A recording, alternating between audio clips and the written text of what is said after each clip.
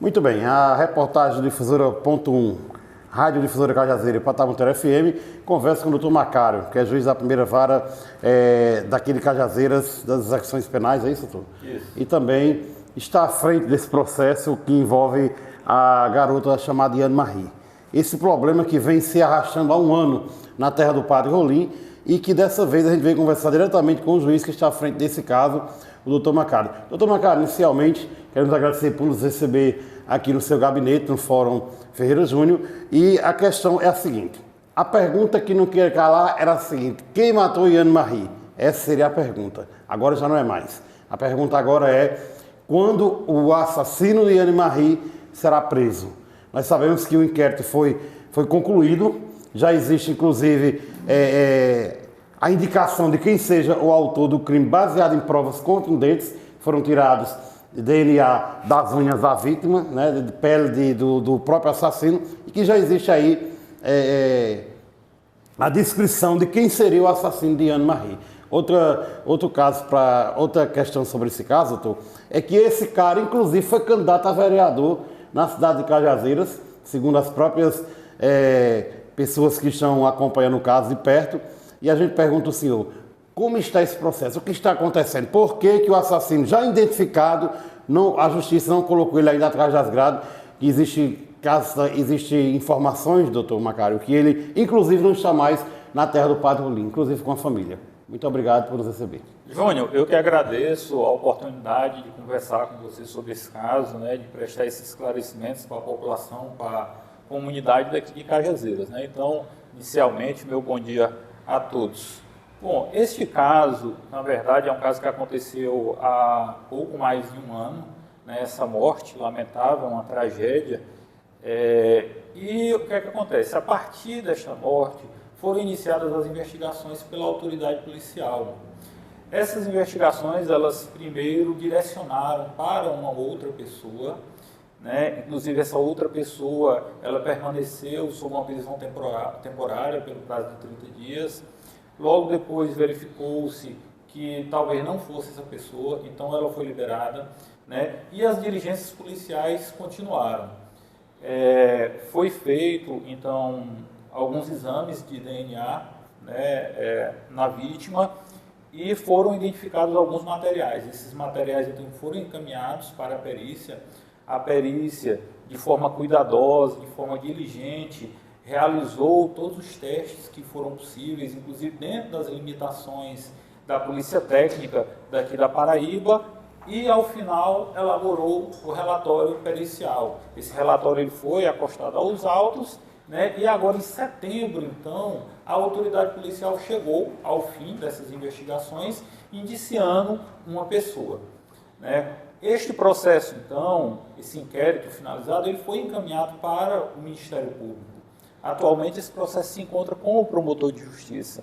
O promotor de justiça, nessa fase, ele tem algumas opções. Ele não necessariamente ele vai apresentar a denúncia. O Ministério Público, na sua qualidade de custos de dominis litis, né, de dono da ação penal, ele pode verificar que talvez seja necessária a realização de novas diligências para fins de proposição de uma ação penal, tá certo? Mas, de toda forma, isso fica, né, sob o escrutínio e em análise do Ministério Público, do promotor de justiça. Em conclusão, o que eu quero dizer é que este processo, na verdade, ainda não chegou para mim. Eu só posso tomar ciência destes elementos, desses indícios que existem dentro dessa investigação, após a eventual apresentação de uma denúncia.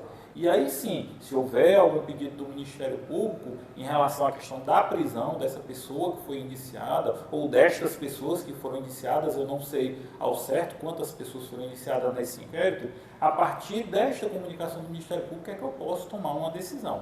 Tá certo? Então, se você diz assim, o processo ele está se arrastando há mais de um ano, mas na verdade, esse um ano que decorreu foram de investigações.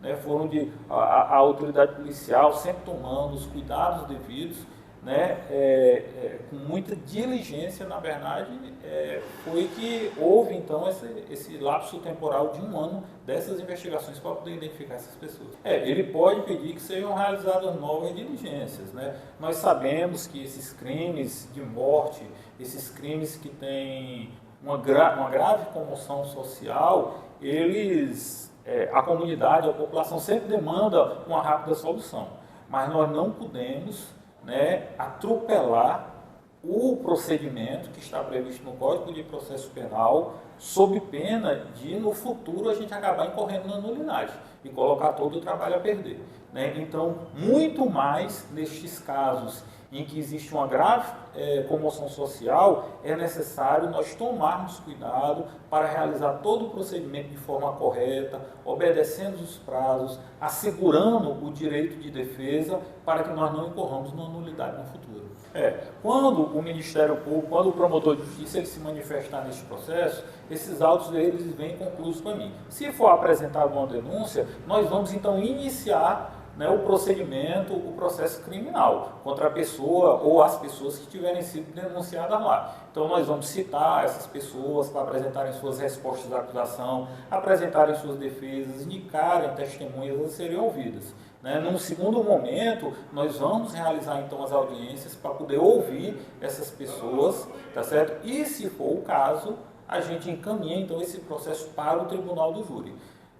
Na verdade, para fim de esclarecimento, acredito que você saiba, mas talvez muitos dos seus espectadores não saibam, nesses crimes que são crimes dolosos contra a vida, né, a exemplo, por exemplo, do homicídio, seja consumado ou tentado, quem decide efetivamente esse caso não é o juiz togado, né, não sou eu. Na verdade, quem vai decidir esse caso é a própria população, a própria comunidade daqui de Cajazeiras. O júri popular. Exatamente, o júri popular, que é formado aí por 7 jurados e juradas escolhidos dentre, né, a comunidade daqui de Cajazeiras. Eles é que apreciam todas essas provas, eles é que analisam conforme seu juízo individual, né, se estas provas são suficientes, se não são suficientes para levar a uma condenação. Seguindo os prazos da lei, se houver recurso, acredito que este processo ele deva tramitar aí em torno de 6 meses. Ainda para frente. Exatamente, para frente. Muito em torno bem. de 6 meses. Eu acho que esse prazo aí ele é bastante adequado para a gente assegurar, né, que as pessoas que estejam envolvidas, elas apresentem, se for o caso, suas respostas à acusação, suas defesas, e que dê tempo da gente ouvir também todas as pessoas que forem indicadas.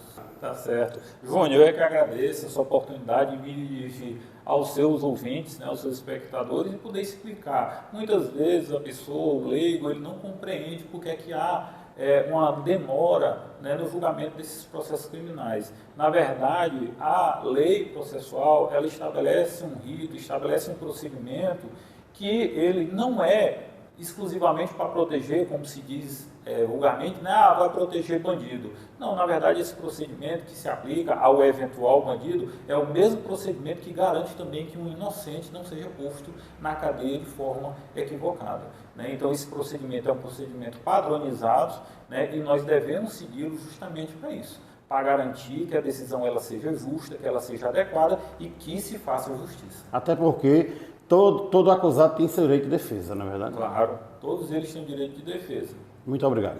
Obrigado a todos.